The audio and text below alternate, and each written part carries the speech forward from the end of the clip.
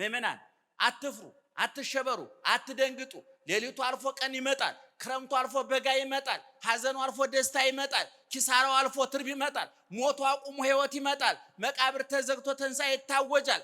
የቅዱስ ገብርኤልና የእመቤታችን ውይይት የአንድ መልአክና የአንድ ሴት ውይይት አድርጎ መውሰድ አይገባም። ቢሾም እንጂ የማይሾሙት፣ ቢሰጥ እንጂ የማይሰጡት እግዚአብሔር አሁን በአንዲት በ15 ዓመት ብላቴና ማህፀን ሊወሰን ነው። ቅዱስ ገብርኤል መልሱ አለቀበት። ዘካርያስ ጋር ሲከራከሩ እኔ አሁን እግዚአብሔር ልኮኝ ነው የነገርኩ ይህን ነገር አልቀበልም ካል ለ9 ወር አፍ ይዘጋ ብሎ እንደ በር ነው አፉ ዘግቶት ሄደ። ወገኖች እንባችሁ ይታበሳል፣ ጥያቄያችሁ ይመለሳል፣ ቁስላችሁ ይፈወሳል፣ እስራታችሁ ይፈታል። ሁሉም ነገር በጊዜ ይሆናልና አትፍሩ፣ አንፍራ።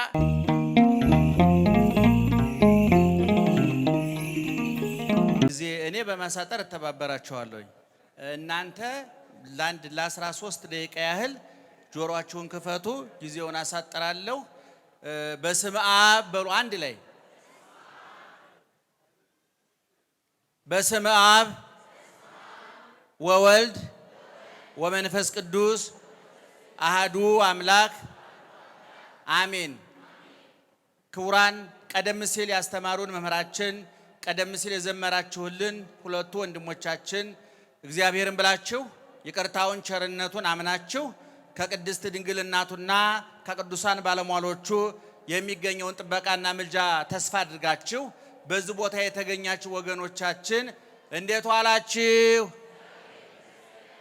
እስኪ በርቀት ያላችሁ እግዚአብሔር ይመስገን በሉ። ሩቅና ቅርብ ተምታታ እንዴ? በርቀት ያለ በጣም በርቀት ያላችሁ ደህና ዋላችሁ? በርቀት ያላችሁ ድገሙት። በቅርብ ያላችሁ ሁላችንም አንድ ላይ ማን ይመስገን? ማን ይመስገን? በየጊዜው በየቦታው የሚያስተምረን አምላካችን አባታችን እግዚአብሔር በድጋሚ ክብርና ምስጋና ይግባው። እናንተ የምትሰሙት እኛ የምንናገረው አይንሳችሁ እግዚአብሔር።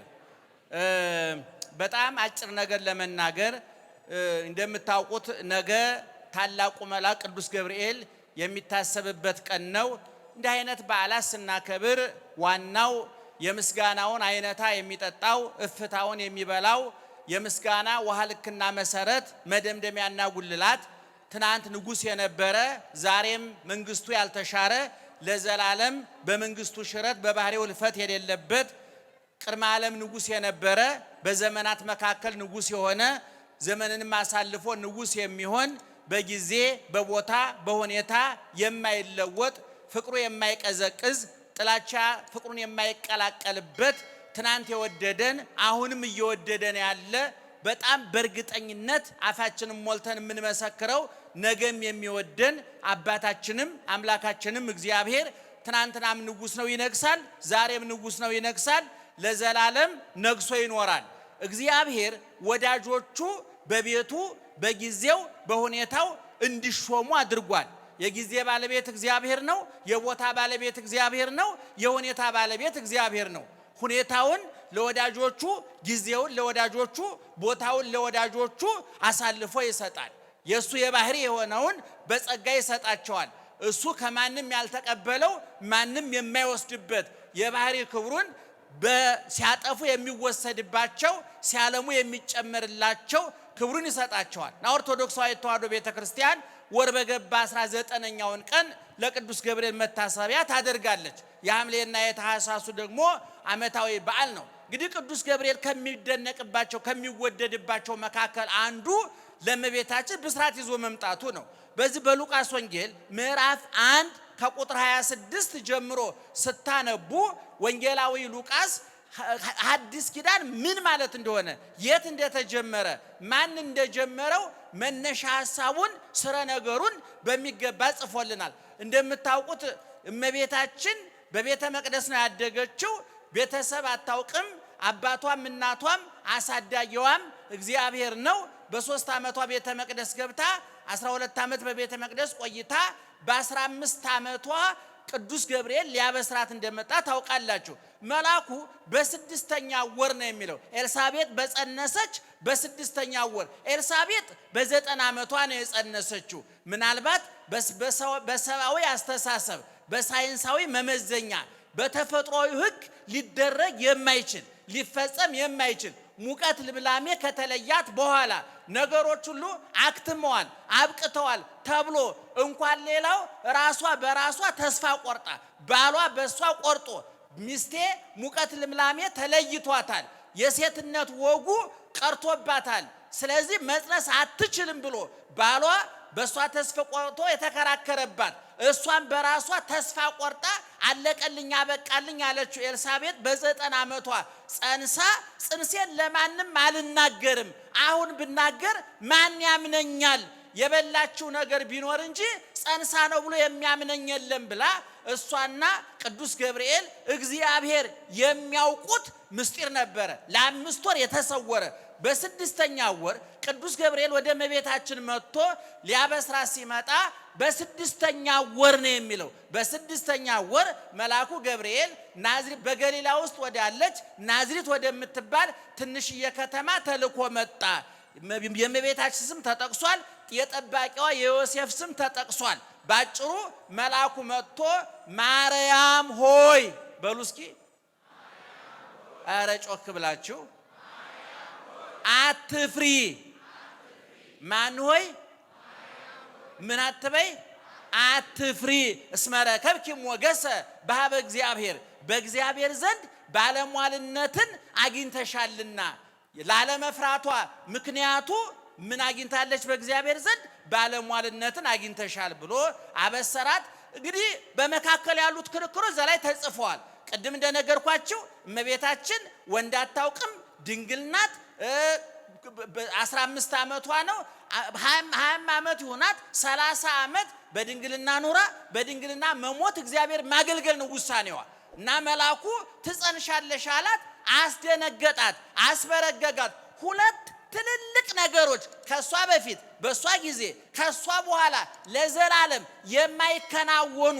ለዚህ ነው ሊቁ እንደተናገረው ሁለት አካላት አይተኩም። ምእመናን በደንብ ስሙኝ። ሁለት አካላት አይተኩም። በላይ እግዚአብሔር በታች ድንግል ማርያም ምትክ የላቸውም። ጻድቃን ይተካሉ። አርሴማ ትተካለች፣ አንቺ አንቀላፍተሽ ነው እንጂ። ጊዮርጊስ ይተካል፣ አንተ አንቀላፍተህ ነው እንጂ። ተክለ ሃይማኖት ይተካል፣ አንተ አንቀላፍተህ ነው እንጂ። ጻድቃን ይተካሉ፣ ሰማዕታት ይተካሉ፣ ቅዱሳን ይተካሉ። እድሉ ዝግ አይደለም፣ ክፍት ነው።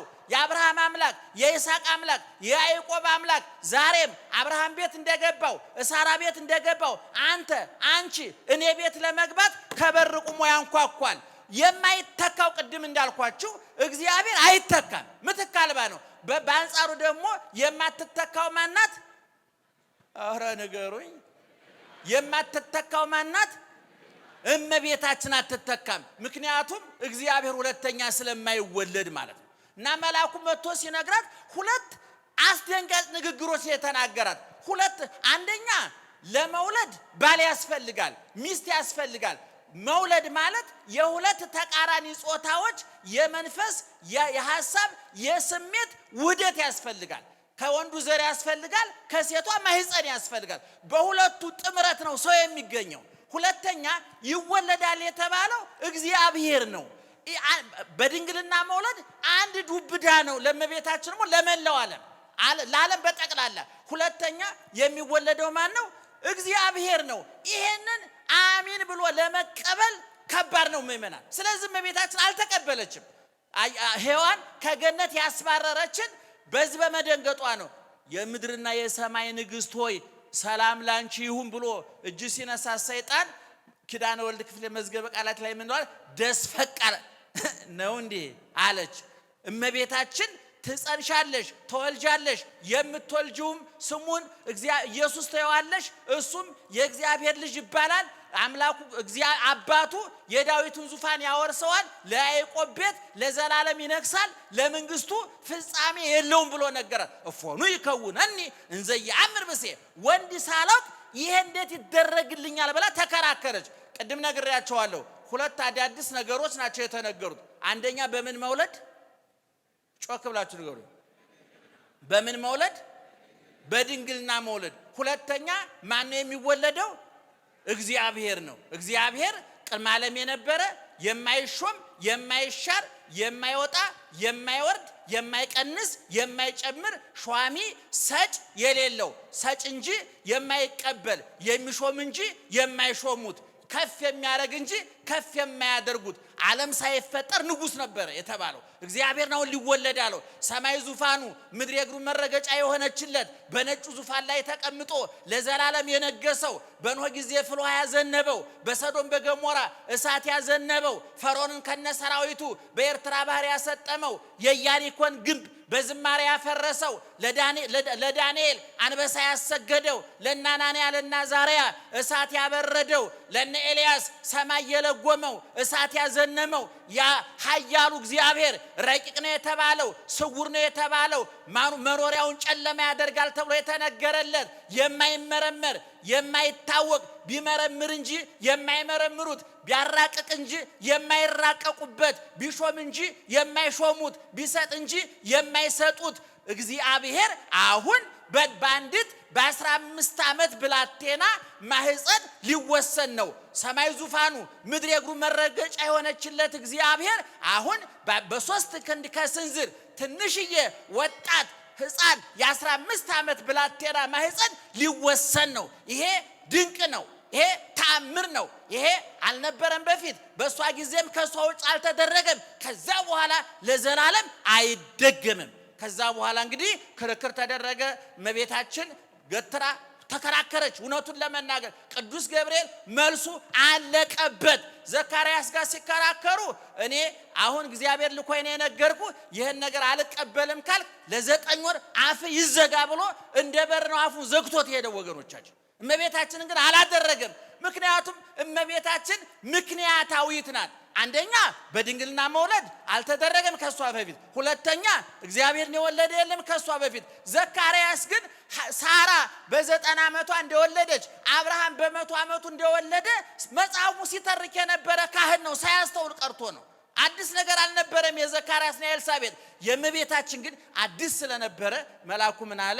እኔም እንዳንቺው ተልኬ ነው የመጣሁት። ዝርዝር ጉዳዩን አላውቆም ያላት ይመስለኛል እውነቱን ለመናገር። ነገር ግን ለእግዚአብሔር አረ ጮክ በሉ ምን የለም የሚሳነው የለም። በዚህን ጊዜ ድንግል ማርያምና እግዚአብሔር ቅዱስ ገብርኤል ተግባቡ።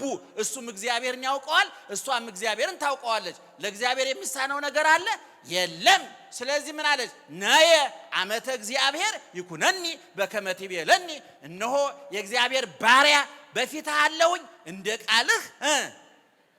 ቃልህ ይደረግልኝ። የቅዱስ ገብርኤልና የእመቤታችን ውይይት የአንድ መልአክና የአንድ ሴት ውይይት አድርጎ መውሰድ አይገባም። ይሄ የመልአኩና የእመቤታችን ውይይት ዓለም ብርሃን ይሁን ተብሎ ከተፈጠረበት ፀሐይ፣ ጨረቃ፣ ከዋክብት፣ አዝሪት፣ አትክልት፣ እጽዋት ከተፈጠሩበት ሰማይ ከተዘረጋበት ምድር ከተዘረጋችበት ውቅያኖስ ከተፈጠረበት የበለጠ አዲስ ቃል መጣ። ዘመኑ ታደሰ፣ ተለወጠ። የጥሉ ግድግዳ ተናደ፣ መጋረጃው ተቀደደ። ሞት በሕይወት መቃብር በትንሣኤ ሐዘን በደስታ ጉድለት በሙላት ተተካ። በእመቤታችን እሺ ባይነት ይሁንልኝ ስትል ዓለም በጠቅላላ ይሁንልኝ ብሎ በእሷ በኩል ተወክሎ መልስ ሰጠ። እሷ ማንን ጸነሰች? እግዚአብሔርን ጸነሰች። እና መልአኩ መጥቶ ያላት አትፍሪ ነው። ምእመናን አትፍሩ፣ አትሸበሩ፣ አትደንግጡ። ሌሊቱ አልፎ ቀን ይመጣል። ክረምቱ አልፎ በጋ ይመጣል። ሐዘኑ አልፎ ደስታ ይመጣል። ኪሳራው አልፎ ትርፍ ይመጣል። ሞቱ አቁሞ ሕይወት ይመጣል። መቃብር ተዘግቶ ትንሣኤ ይታወጃል። እንባችሁ ይታበሳል። ጥያቄያችሁ ይመለሳል። ቁስላችሁ ይፈወሳል። እስራታችሁ ይፈታል። ሁሉም ነገር በጊዜ ይሆናልና አትፍሩ፣ አንፍራ። ደህና ደሩ።